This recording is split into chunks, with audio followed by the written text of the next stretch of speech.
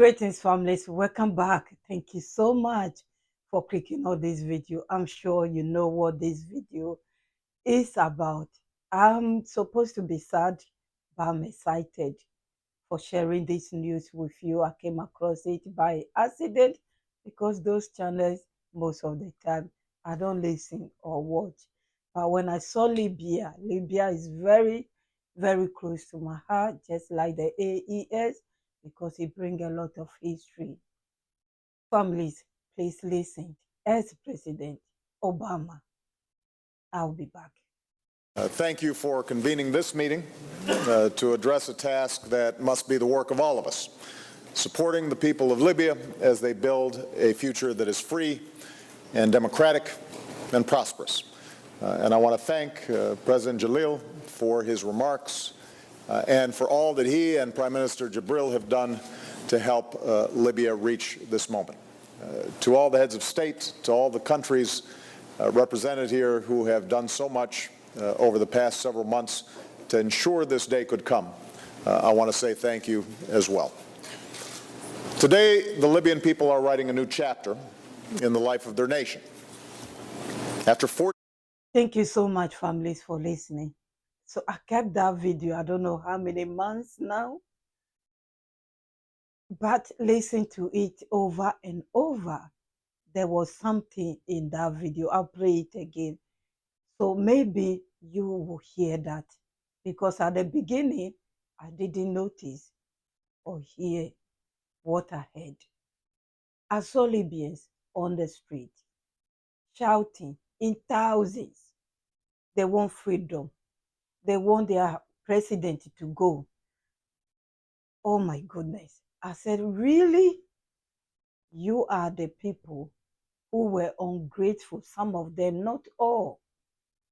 After everything this man has been doing, I've never been to Libya. I met a lot of people during my traveling who told me stories about Libya, how Libya used to be, how you will never see a Libyan seeking asylum, because what? If they want to travel, the president pay them to travel, to go and learn outside, similar to what President Ibrahim Traore want to do. They will sponsor you on scholarship. Go and study, bring your knowledge back. That's it. But they were not hungry because they did what Israel is doing. Water irrigation, everything. This person used to drive tractors in a farm. They told me a lot of stories. How the neighbors used to bring them bread in the morning in a sack, a lot.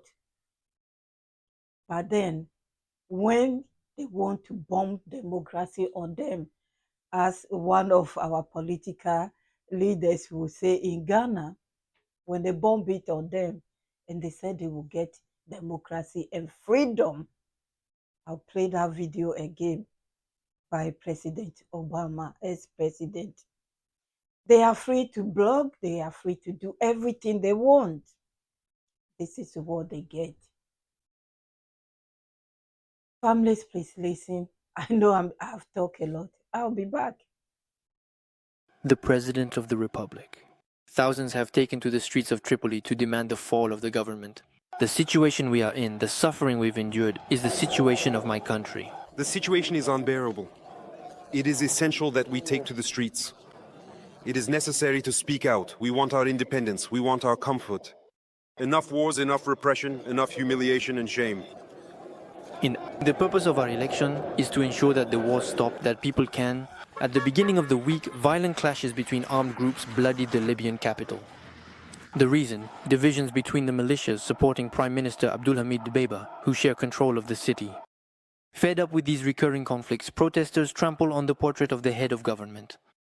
We have come today to demand the fall of this government and the establishment of a government tasked with organizing a national consensus. We are also calling for the dissolution of the armed groups.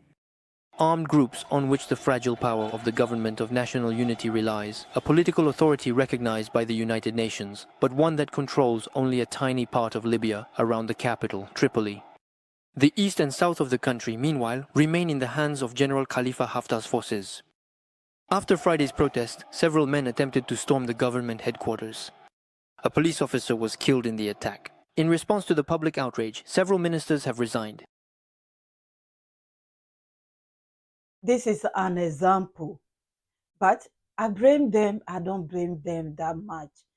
During those days, internet is not like it is now.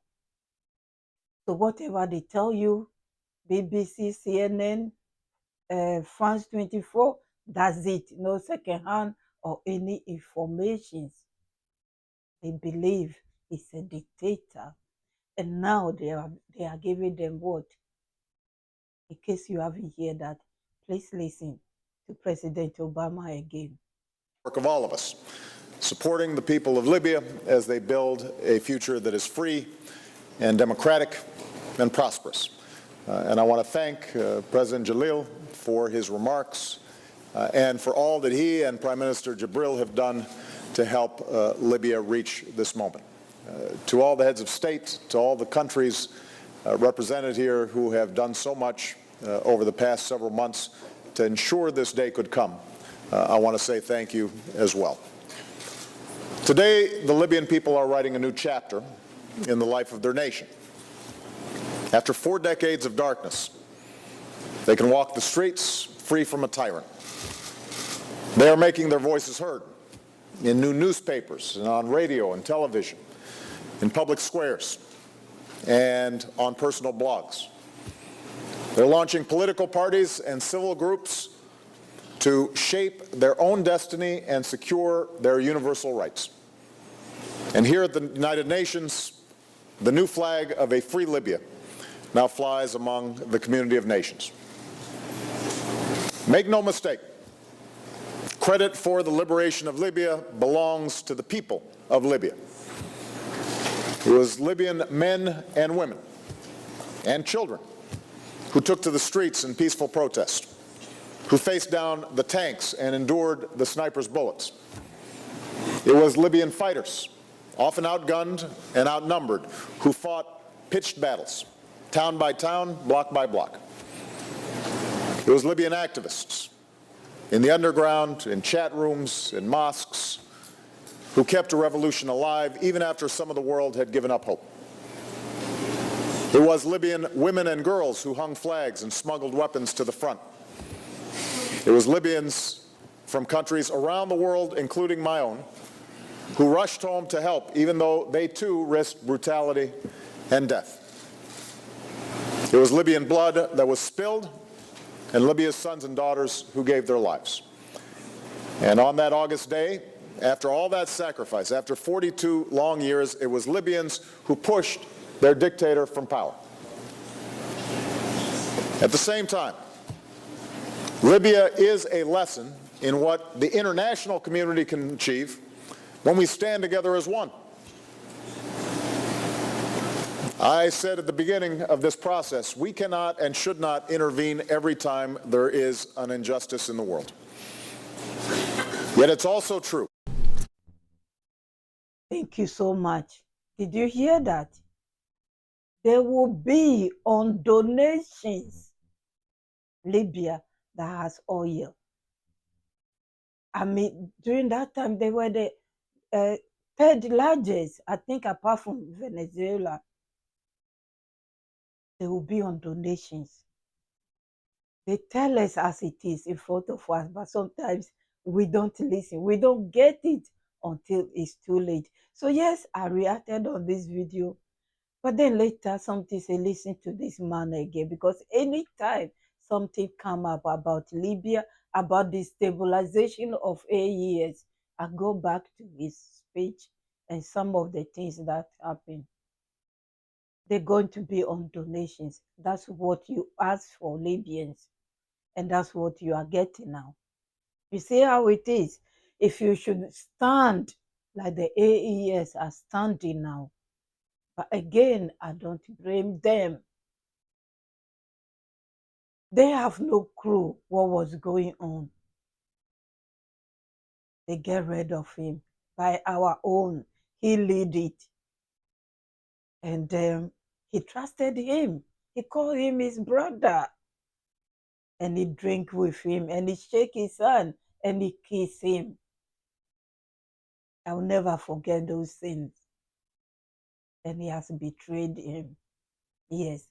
I was doing a video this morning, and I said, when they try this and it doesn't work, they'll try that. Okay, let us be friendly with them. Let's, be nice to them, and we'll get them one day. It took 40-something years. They got him. If you lose God. I've seen some videos. UN, they are still in some of these AES countries. They know what they are doing. Yes, they said they know what they are doing. We trust them. But you cannot. Somebody left a comment. I can never forget. Months ago, you can never sleep with. I don't like that animal. Sorry.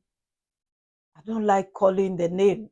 If you are the one, please let us know. You can't sleep with them because what? They will bite you. And when they bite you, it hurts because you trust them. There they are in thousands, screaming, burning flags. Their dictator is gone. Now you don't even know where you are. They chew you and they pour you. Now they are draining your oil wherever it's going. UN elected what? President is leading you. You know, I close that chapter. I don't listen much to what is going on there. I don't know their names, whoever they are, because I was truly, truly disappointed that they sat down and watched after what we have seen in Iraq. They sat down and watched the only person who stand up for you, who protects you. The whole things that is going on in the Sahara now, if not because of what they did, it won't be happening. Because he get rid of them like that. And for that, they call him a dictator. Go on and go on when it comes to these our late heroes that they call them names. When I saw this news this morning, I was like, I need to say something because it's in my throat, it's disturbing me. I don't know how you are feeling about it. Thank you so much. I'll end it here. Add yours at the comment section. Please keep it politely because there's a lot that I can say, but to be safe, let me leave it there. I will see you soon. Credit to France 24 and WD also, where I got the ex-President Obama's video from years ago. It is there. History doesn't lie. What I'm doing here, it will be here for years and years. I'm aware of that, and I stand by everything I say. It's not fair for us to be deleting our own. Always the same book. Maybe they will change it. They will start using their own. You will not see it coming. God bless you all, my families. Have a wonderful day. And may God protect Libya and each and every one. If they don't learn now, if Africa do not come together, like President Obama said, he said, you see what will happen? If we come together, we can be able to defeat them. And so they should also learn and come together. I end my case here. It's there. They are telling them plain. They refuse to listen. I don't know what else will open their ears and their eyes. It's in the future children I'm thinking of all the time. Because how long should we continue this way? God bless you. And on that August day, after all that sacrifice, after 42 long years, it was Libyans who pushed their dictator from power. At the same time, Libya is a lesson in what the international community can achieve when we stand together as one.